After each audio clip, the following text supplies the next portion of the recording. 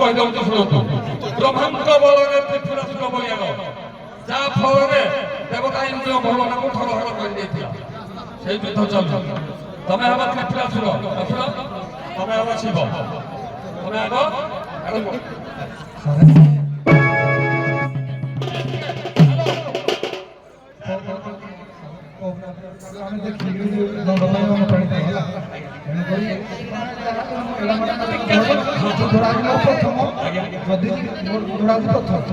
যদি কিছু দোষ তোমার ଦେଖିକି ଆମେ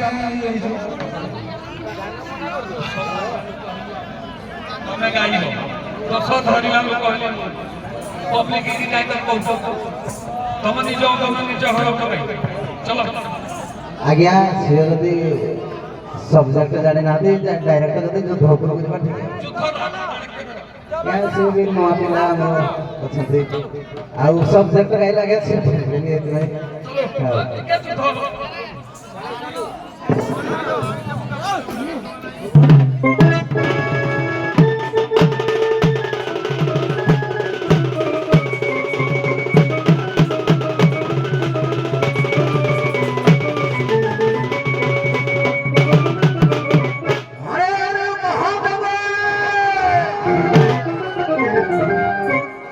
त्रिपुरा विजयी त्रिपुरासुर ब्रह्मत्व वरदारे हे त्रिपुरासुर युद्ध करिबा आज परीक्षा करिब महादेवती आज संहार महादेव हे त्रिपुरासुर आज परीक्षा करिब।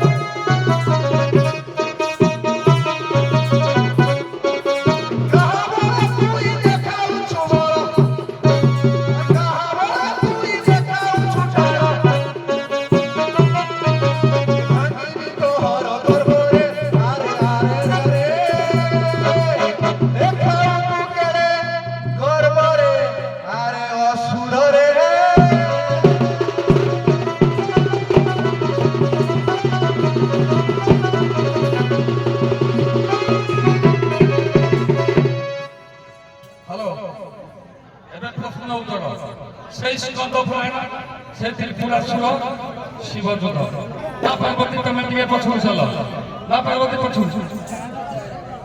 शुणु ब्रह्मांड बल त्रिपुरासुर बलिया रहा इंद्र पूरा थर करदेला शिव कौन कले शिव जाई ब्रह्मांड पाखे पहुंचे।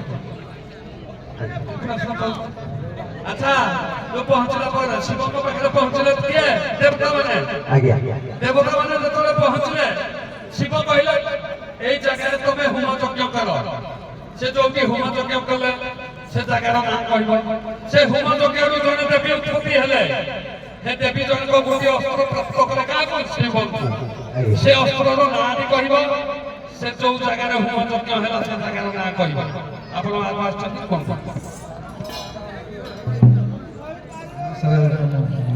ଆପଣ କଣ କହୁଛନ୍ତି? ଆଜ୍ଞା ସେ ହୋମ ଜାଗାର ନାମ ହଉଛି ବ୍ରହ୍ମପୂର୍ଣ୍ଣ ହୋମ ଯଜ୍ଞ ଏବଂ ଯୋଗମାୟାକୁ ସେ ବାହାର କରିଥିଲେ ସେ ଯଜ୍ଞରୁ। ଆଚ୍ଛା ଯଦି ଯୋଗମାୟାକୁ ସେ ବାହାର କଲେ ସେ ଯୋଉ ଅସ୍ତ୍ରଟି ଦେଲେ ଅସ୍ତ୍ରର ନାଁଟି କଣ? ଆଜ୍ଞା ସେ ଅସ୍ତ୍ର ହେଲା ତ୍ରିଶକ୍ତି। ଆଜ୍ଞା ଦେଖନ୍ତୁ ଆପଣ ଯୋଉଟା କହିଲେ ନା ଭୁଲ। ସ୍କନ୍ଦ ପୁରାଣ ରେବା ଖଣ୍ଡ 7 ନମ୍ବର ପେଜରେ ଅଛି ଦେଖିବ। ସେ ଜାଗାର ଯୋଉଠି ହୋମ ଯଜ୍ଞ କଲେ ସେ ଜାଗା ନାଁ ହେଲା ମହାକାଳ ବନ। ଯୋଉ ଦେବୀ ଜଣକ ଉତ୍ପତ୍ତି ହେଲେ ଯୋଉ ଅସ୍ତ୍ରଟି ଦେଲେ ହେ ଅସ୍ତ୍ରର ନାଁ ହେଲା ପାଶୁପତ ଅସ୍ତ୍ର। ଯାହା ଫଳରେ ଯୋଉ ଦେବୀ ଜଣକ ଅସ୍ତ୍ରଟି ଶିବଙ୍କୁ ଦେଲେ ଶିବ ସେଇ ପାଶୁପତ ଅସ୍ତ୍ରରେ ତ୍ରିପୁରାସୁରକୁ ବଧ କଲେ। ଆଜ୍ଞା ଦେବୀ ଜଣକଟି ନା ମୁଁ ଜାଣିନି କହିପାରିବି। ମୁଁ ଜାଣିନି। ହଉ ଏବେ ଟିକେ ଯାଇନଥା ଆପଣ ଟିକେ ପଛକୁ ଚାଲନ୍ତୁ। ମା ପାର୍ବତୀ ଆସ। ମା ପାର୍ବତୀ ତମେ କୋଉଦିନ ଆସିଲ?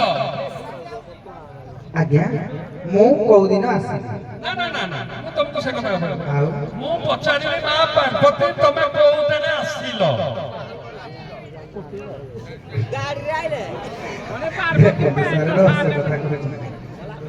ମୁଁ ପଚାରିଲି ତମେ ତମର ପ୍ରଶ୍ନରେ ବୁଝିପାଇଲ? ଆଜ୍ଞା ମୁଁ ଆଦିଶକ୍ତି ମାତା ଶୂନ୍ୟରେ ବି ଆସିପାରେ।